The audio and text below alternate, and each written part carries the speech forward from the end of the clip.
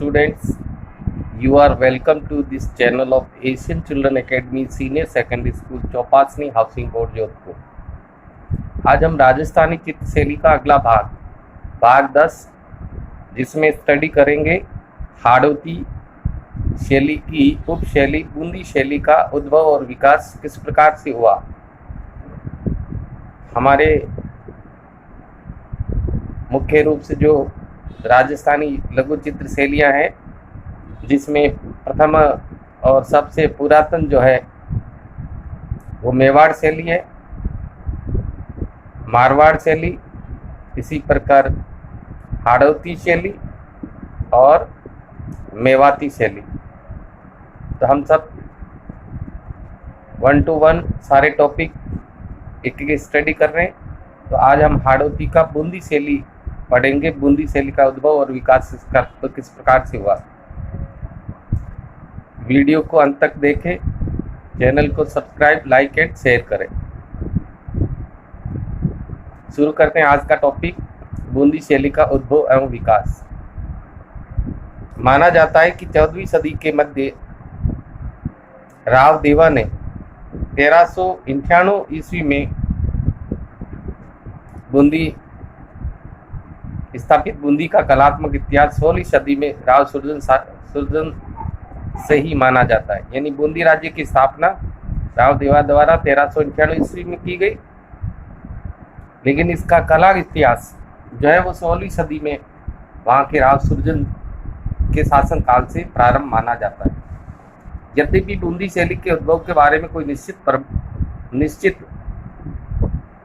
प्रमाण तो नहीं है, किंतु 18वीं सदी के मध्य में जिस समय इसका मेवाड़ से संबंध विच्छेद हो गया, उसके बाद यहाँ की जो शैली वो मुगले प्रभाव और यहाँ की क्षेत्रीय प्राकृतिक परिवेश में विकसित हुई और अपने वैभव को प्राप्त किया।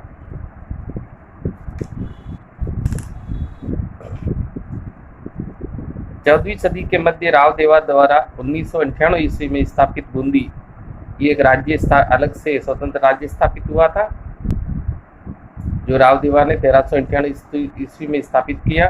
इसका कलात्मक इतिहास 16वीं सदी से माना जाता है और किस शासक के काल से माना जाता है? राव सुरजन के शासन के काल से। कहा जाता है बूंदी शैली के उद्भव के बारे में कोई निश्चित प्रमाण तो नहीं है, एविडेंस नहीं है, परंतु 18वीं सदी के मध्य में जिस समय बूंदी शासकों का मेवाड़ से संबंध विच्छेद हो गया, उसके बाद मुगलिया प्रभाव और यहाँ की क्षेत्रीय प्राकृतिक परिवेश से परिपूर्ण बूंदी शैली ने बूंदी राजाश्रय के द्वारा अपने वैभव को प्राप्त कर लिया। अब हम पढ़ते हैं कि किन किन शासकों ने बूंदी शैली के विकास में क्या योगदान दिया। तो सबसे पहले नाम आता है राव रतन सिंह, जिनका शासनकाल था 1607 ईस्वी से 1631 ईस्वी तक। राव रतन सिंह के समय के चित्र में भारत कला भवन इलाहाबाद में संग्रहित राग दीपक का चित्र और नगर निगम संग्रहालय इलाहाबाद में संग्रहित रागिनी भैरवी का चित्र बूंदी शैली की प्रारंभिक कला इतिहास के साक्ष्य है।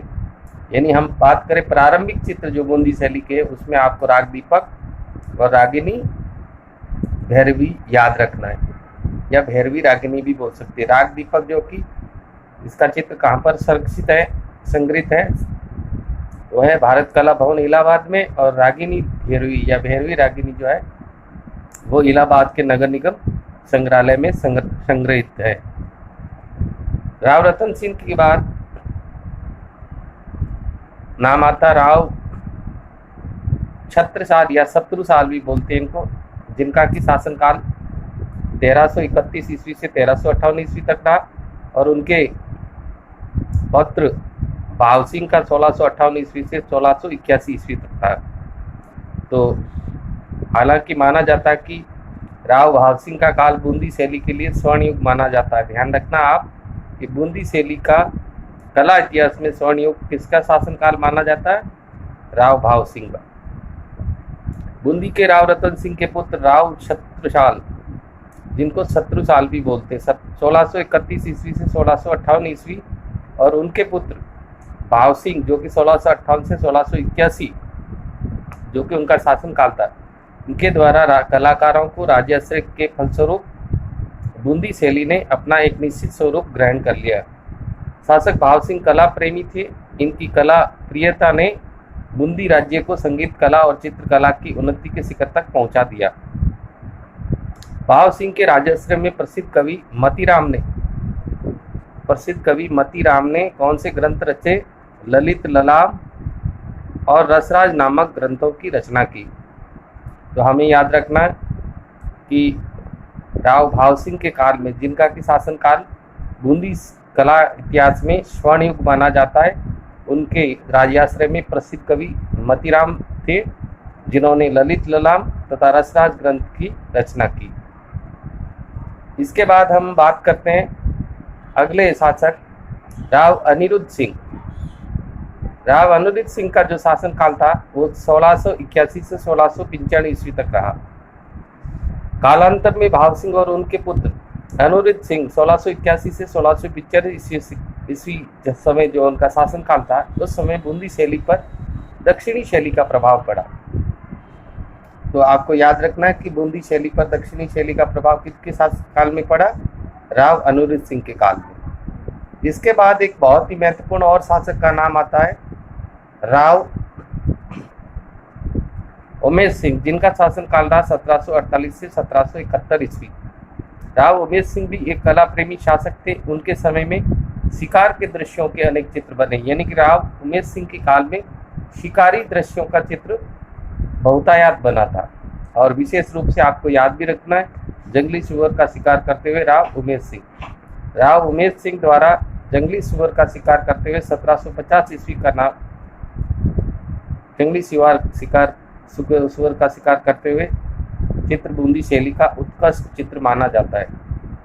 18वीं शताब्दी के मध्य के काल में बूंदी शैली में नया मोड़ आया, जिसके फलस्वरूप भावनाओं की सरलता, प्रकृति की विविधता, पशु पक्षियों तथा सतरंगी बादलों, जलाशयों एवं सघन वन संपदा का चित्रण बहुलता से हुआ। तो इस प्रकार से हमें इसमें जो प्रमुख नाम है वो क्या क्या याद रखने? सबसे पहले बूंदी राज्य की स्थापना करने वाले संस्थापक राव देवा, 1398 ईस्वी में बूंदी की स्थापना हुई। और कला इतिहास जो है राव सुरजन से माना जाता है 16वीं शताब्दी से। और अपने खुद के मूल स्वरूप में बूंदी शैली जो है वो 18वीं शताब्दी में, जिस समय इनके संबंध मेवाड़ से विच्छेद हो गए, तब ये अपने मूल स्वरूप में आई। सबसे पहले राव रतन सिंह के काल में, जो कि प्रारंभिक चित्रों का जिक्र माना जाता है, राग दीपक और रागिनी भैरवी, जो कि क्रमशः भारत कला भवन इलाहाबाद और नगर निगम संग्रहालय इलाहाबाद में संरक्षित है। फिर इनके पुत्र शत्रुशाल 1631 से 1658 ईस्वी और उनके पुत्र भाव सिंह 1658 से 1681 ईस्वी द्वारा भी जो है बूंदी शैली में कलात्मक विकास हुआ। और राव भाव सिंह का काल बूंदी कला इतिहास में स्वर्ण युग माना जाता है। और इनके राजाश्रित प्रसिद्ध कवि मतीराम ने ललित ललाम और रसराज नामक ग्रंथों की रचना की।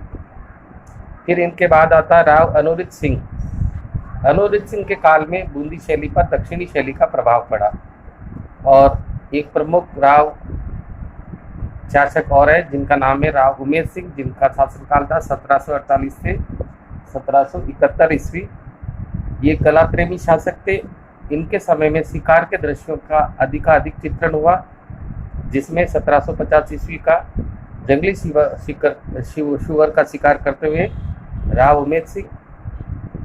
इनके काल में 18वीं शताब्दी के मध्य में बूंदी शैली में बड़ा नया मोड़ आया, जिसके फलस्वरूप कला में भावनाओं की सरलता, प्रकृति की विविधता, पशु पक्षियों, सतरंगी बादलों, जलाशयों और सघन वन संपदा का चित्रण बहुलता से किया गया। इस प्रकार से ये था बूंदी शैली के उद्भव और विकास का टॉपिक, जिसे आप अच्छे से तैयार करें। अगला टॉपिक होगा बूंदी शैली की प्रमुख विशेषताएं, वो शीघ्र ही आपके साथ शेयर करेंगे। तब तक के लिए धन्यवाद।